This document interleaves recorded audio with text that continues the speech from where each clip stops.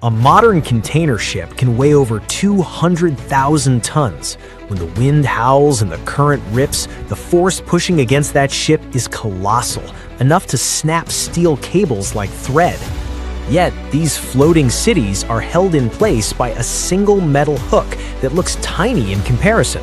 But here's the thing. If you dropped that anchor in the middle of the deep ocean, it would do absolutely nothing. And if you tried to pull it up the wrong way, you'd sink your own ship. How do captains know how much chain to use? How do they possibly lift a 20-ton anchor out of the mud? And what happens when the water is too deep?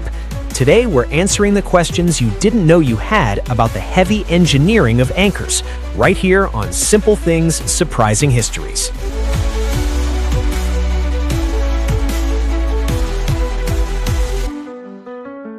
To understand how an anchor works, you first have to respect the chain.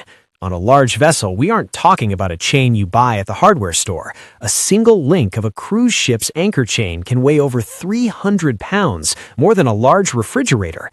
The anchor itself might weigh 15 to 20 tons, but the chain attached to it is often much heavier than the anchor itself. This weight is the secret weapon. When a captain anchors, they don't just drop the hook to the floor. They lay out a massive line of this heavy chain along the seabed. This creates a catenary curve. The weight of the chain sinks into the mud and acts like a spring. When a wave pushes the ship back, it has to lift tons of heavy steel chain off the floor before it can even tug on the anchor. By the time the pull actually reaches the anchor, the force is horizontal, driving the anchor deeper into the ground rather than pulling it out. But what about the deep ocean? If a ship breaks down in the middle of the Pacific, can it drop anchor? The short answer is no.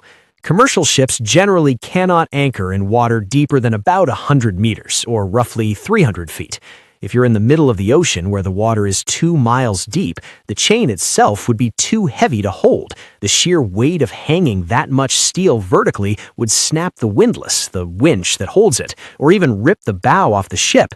So in the deep ocean, ships don't anchor. They drift. Or if they're modern drill ships, they use dynamic positioning, using computers and thrusters to constantly swim against the current to stay in the exact same spot without touching the bottom. So when they are in shallow water, how does the captain know how much chain is out? It's not like they can stick a head out the window and look underwater. It's done through a very old-school system of measurement called the shackle. A standard length of chain is called a shot or a shackle, which is exactly 27.5 meters or 90 feet.